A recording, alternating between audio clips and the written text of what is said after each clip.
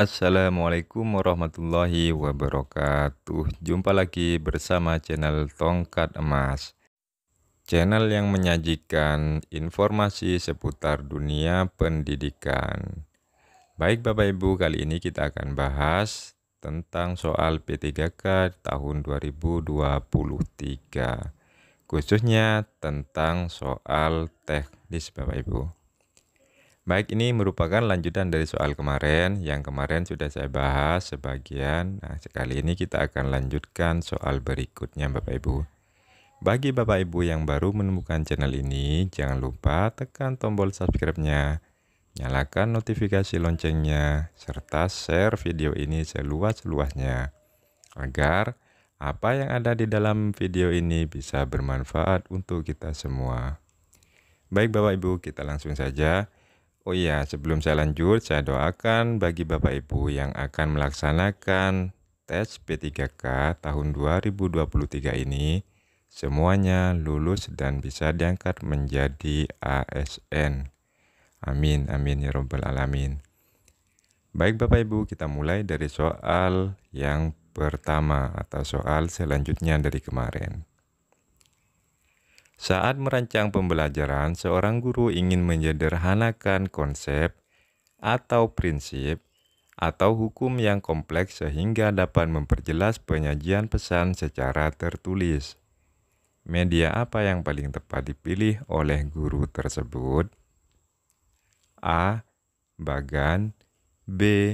APE atau alat permainan edukatif, C. Flipchart, D. Foto, E. Gambar. Silahkan Bapak Ibu bisa pilih jawaban yang sesuai dengan pertanyaan. Seperti biasa, saya hitung mundur mulai dari angka 5.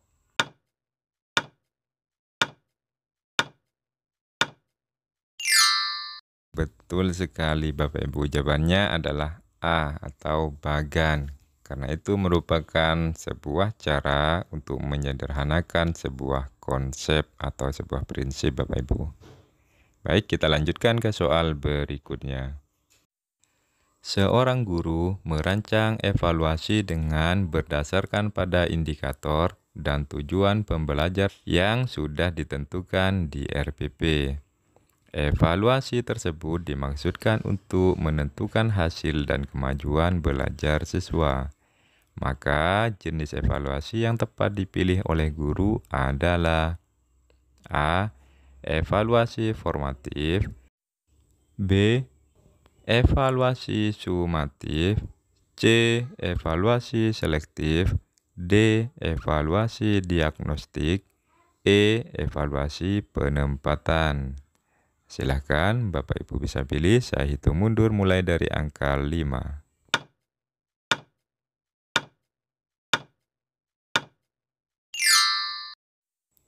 Ya, jawabannya adalah B Bapak Ibu. Evaluasi sumatif.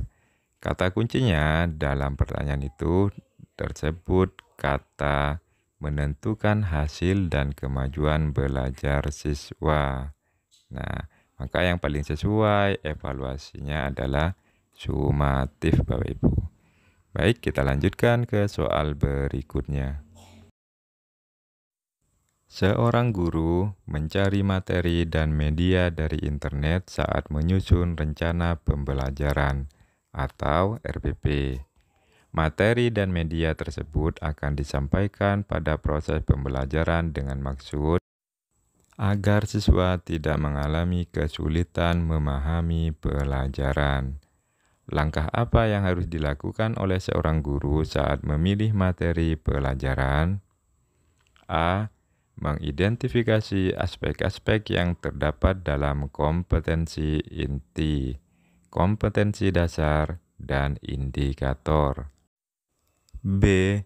Menganalisis potensi peserta didik, relevansi dengan karakteristik daerah, dan struktur keilmuan.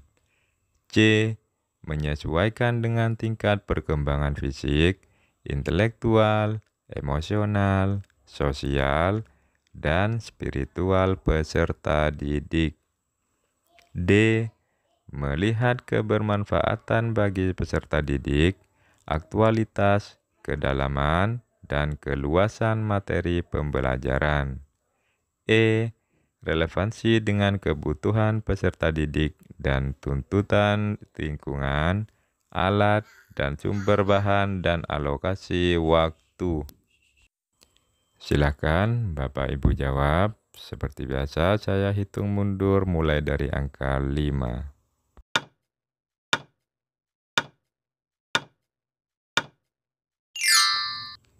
Ya, jawabannya adalah A, Bapak Ibu. Mengidentifikasi aspek-aspek yang terdapat dalam kompetensi inti, kompetensi dasar, dan indikator.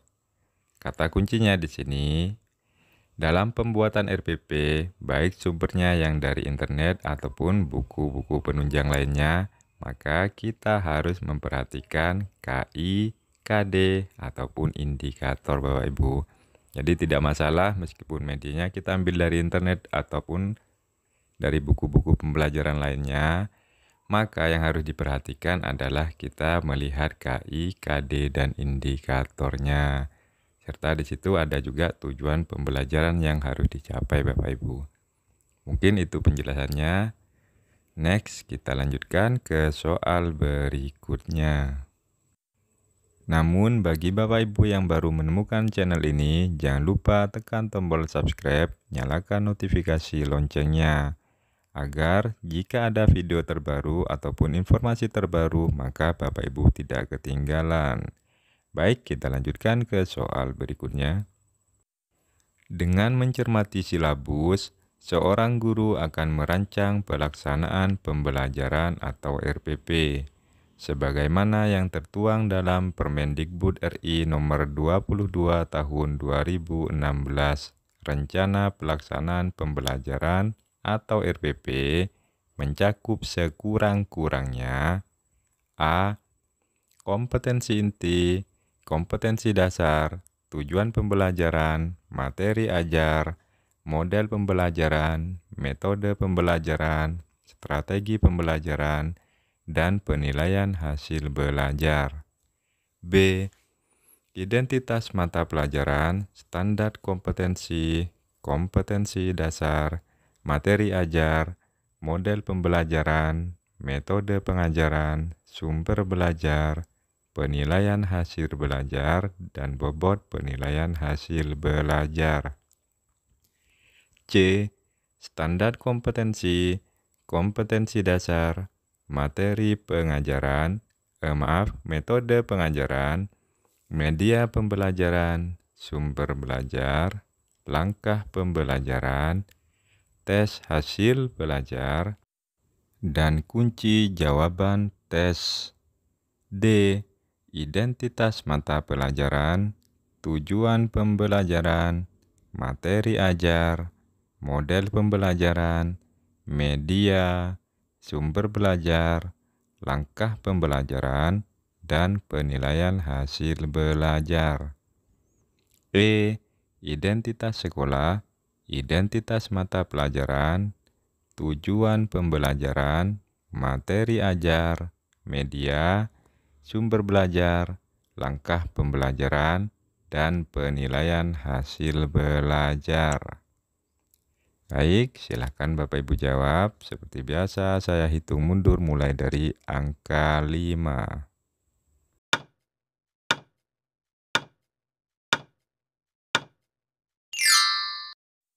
Yap, jawabannya adalah E, Bapak Ibu, yaitu sekurang-kurangnya berisi identitas sekolah, identitas mata pelajaran, tujuan pembelajaran, materi ajar, media, sumber belajar, langkah pembelajaran, dan penilaian hasil belajar.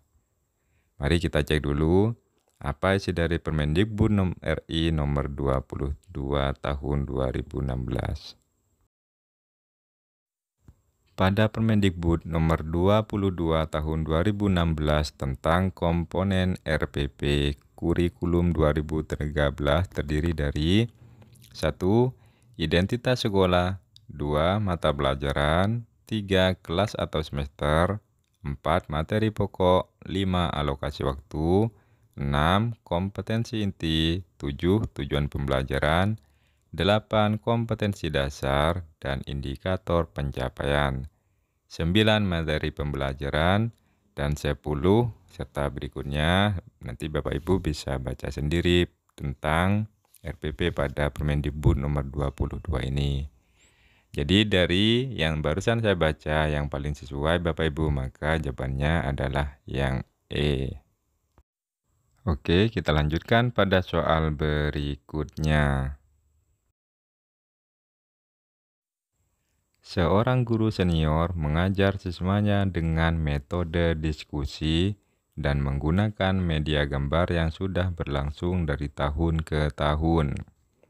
Pada awal semester baru 2019, siswa di kelas tersebut diketahui 70% memiliki preferensi belajar kinestetik, sehingga mereka tidak fokus saat pembelajaran dan diskusi berlangsung. Siswa lebih senang jika mengerjakan tugas yang diberikan oleh guru. Dari kasus tersebut, strategi pembelajaran yang paling tepat dipilih guru. A. Kooperatif. B. Project-based learning. C. Kontekstual. D. Inquiry. E. Discovery. Silakan Bapak Ibu bisa pilih jawabannya yang paling sesuai dengan pertanyaan. Saya hitung mundur dari angka 5.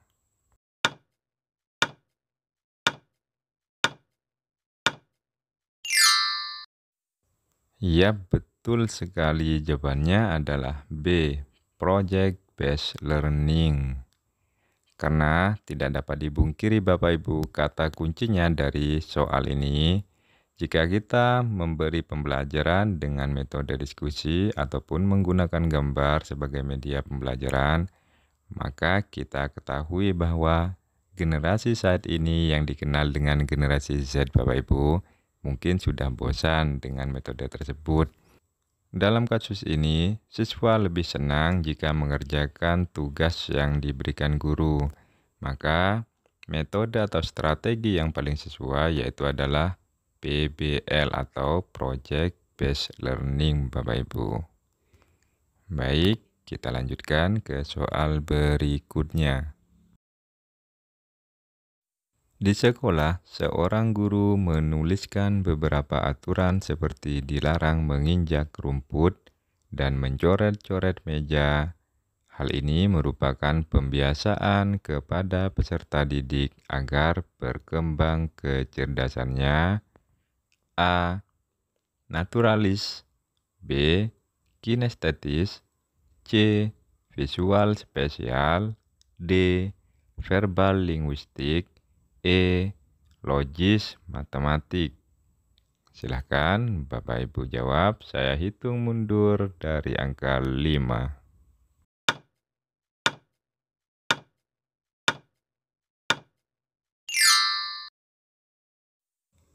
Ya, betul sekali. Jawabannya adalah A. Naturalis. Karena di situ dijelaskan tentang aturan menginjak rumput dan mencoret-coret meja.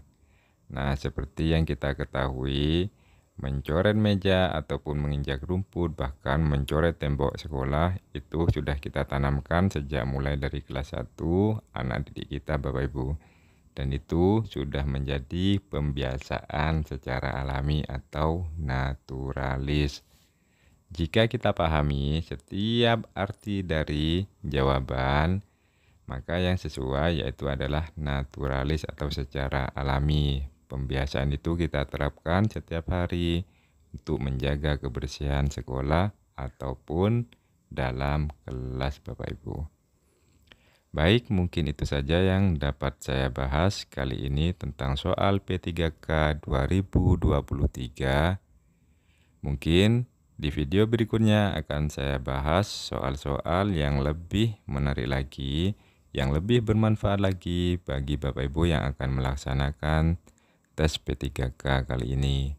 Saya doakan semoga semua Bapak Ibu yang mengikuti tes 2023 ini lolos dengan nilai di atas passing grade sehingga semuanya bisa menjadi ASN P3K. Namun sebelum saya akhiri, bagi Bapak Ibu yang baru menemukan channel ini, jangan lupa dukung terus channel pendidikan ini dengan cara tombol subscribe-nya ditekan, lalu notifikasinya juga ditekan Bapak Ibu, sehingga Bapak Ibu tidak ketinggalan jika ada video terbaru dari channel ini. Jangan lupa juga Bapak Ibu, share video ini seluas-luasnya, agar apa yang ada di dalam channel ini bisa bermanfaat untuk kita semua Bapak Ibu. Mungkin ini saja yang dapat saya sampaikan. Terima kasih banyak. Wassalamualaikum warahmatullahi wabarakatuh.